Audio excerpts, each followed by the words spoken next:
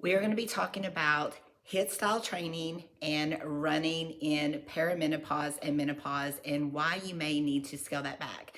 Now, I do not like to ever tell anyone not to work out or not do any style of type of training. But when you are in perimenopause or menopause, things change. I'm a past marathon runner. I love running. I love the runner's high. I had to quit at 40. I am now currently 51 and I've already gone through menopause, thankfully, but I train so many women on this. And the hardest thing for women is to scale back. We think once we hit perimenopause and menopause and we start getting that belly fat and things start, shifting, that we are supposed to do more when actually we're supposed to do less. So I am Stephanie Rofkahr, and I am the owner and founder of Fit45. I have a fitness app, and I have F3 nutrition coaching that I'm talking about through my fitness app. I train so many people worldwide, but you actually get me when you message me. So I will have women in their 40s message me and say, "Hey, I feel like I'm gaining weight, but I'm doing your workouts and I'm doing everything." And I schedule in my workout app 5 days a week training because I train from 16 to 76.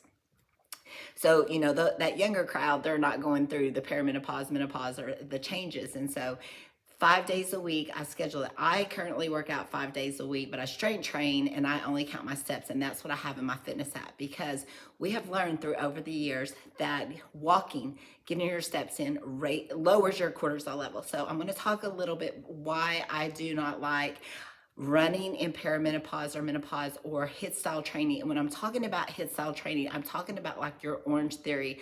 And again, I do not like to knock any type of training, but sometimes you have to do things differently as you get older. So for Orange Theory, for instance, you can go there and you can run for 30 minutes and then or row for 30 minutes and then you can do the strength training. Well, if you're a client of mine, I always say strength training first, because if you're doing that cardio first, you're depleting your glycogen level. So you're not getting the max benefits of your dumbbells. So I always tell my clients, if they're in the younger crowd, always try to go, because I know you have to split it up. It's been a hot minute since I've been to Orange Theory, but I always say go through the dumbbells first. You want to strength train, then go do your rowing or your cardio. But when you're in perimenopause and menopause, your cortisol levels are naturally high.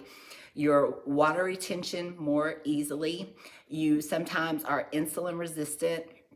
And so what happens is you are keeping that water retention, your cortisol levels high, and especially if you do that in the morning time.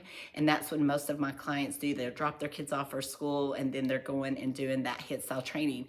Well, you're keeping that water retention on and you're keeping that cortisol level high. And that is what you do not need in perimenopause, menopause. You actually need to be walking to keep that cortisol level low, because what happens is you're just staying on high alert. Your cortisol level is your fight or flight, and you're keeping it on high alert when you're doing that HIIT style training continuously. And I have clients that will use my app, but then also will incorporate Orange Theory. And I say, that is great if you enjoy that, but only one day a week. Because if you're doing that every single day, that is way too much cardio.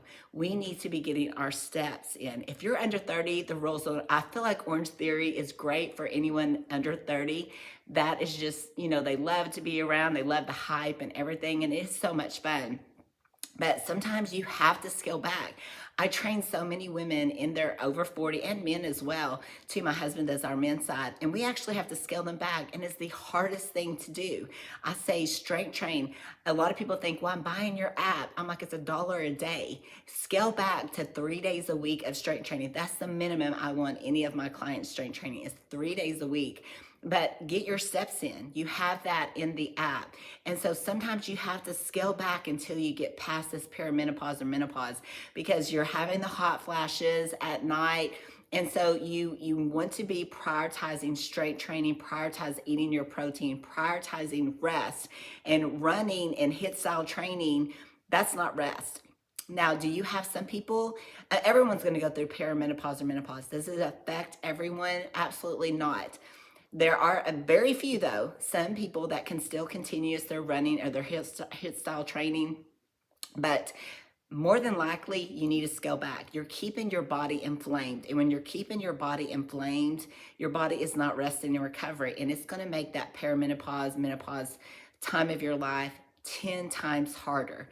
So, and that's with running. I do not like my clients, if they run, definitely do not run every single day. And you need to scale it back. And then I always say strength training in the mornings. And then if you can push your run to the afternoon, because what that your cortisol levels start lowering naturally in the afternoon. So it really is, if your body, you may not know that your body's inflamed, but if you are not recovering well, if you just feel like you're always inflamed, if you cannot drop the belly fat, if you feel like you're just on high alert, that you're tired all the time, 9 times out of 10, it is you're doing too much. You have to scale back, get 10,000 steps in. And it's maybe just 5 days a week, 5 or 6. You have to have one full day of recovery. And like I said, I train so many women during this season of their life, and it is so, so hard. And that's why it's great to have a coach for them to reiterate to you that yes, it's okay to scale back. You do not need to be doing way too much. You need to be walking. You need to be moving more. Park out far from the grocery store. Walk around your neighborhood. Walk your dog. Take the laundry up the steps many different times, up your stairs if you have stairs many different times, or into the rooms. Make sure that you're getting that walk in.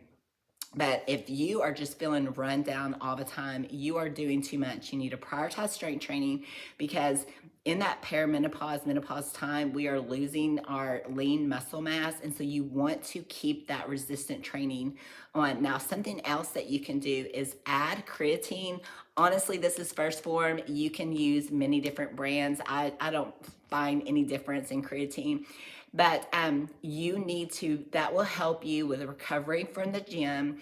That also is just great for brain fog, for cognitive thinking. It's just really beneficial. The only thing is that this pushes water into your muscles, and so it will make the scale go up.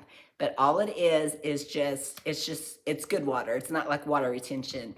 But I have so many clients that they'll take it and it will level out eventually. But they'll say, oh, the scale went up. I'm like, well, how are your jeans fitting? If your jeans are fitting just fine. At this time of your life, when you're going through that perimenopause, menopause, you really need to be eating more, prioritizing protein. You do not need to focus on the scale, because that scale is going to go up and down depending on if you're having hot flashes, how your cortisol levels are, or if you are walking, if you're running, your body's going to stay inflamed, and so that scale is going to stay up. So the best thing to do is to find you a pair of jeans that you really, really like and just use that as a guide. So if you have any questions, please drop them below. I would love to answer this, because it was a very hard time in my life, and I trained so many women during this time. And, we just need to have someone just to reach out to say, okay, this is okay, right? I'm doing right. You're telling me to do less. That is correct, right? I know that I have your fitness app, but that, you have workouts program 5 days a week, but you only want me to do 3. That is correct. Or 3 or 4. Yes. During this time in your life, you have to stay consistent. It cannot be a week on and a week off. You have to stay consistent, because during this time of your life, it is almost like your punishment as a child. You know how when you're in grade school and the teacher's like, quit running in the hall. And so that is what you got to, or go take a nap, when your parents would say when you're little, go take a nap. Well, those childhood punishments are now your adulthood punishments. It's like no running. You got to walk everywhere. Go take a nap. Go and rest. Keep your body. You want your body to have those lower cortisol levels. So again, if you have any questions, feel free to message me, email me, drop them below, and I would be happy to answer. If you drop them below, that just might help someone else going through this as well.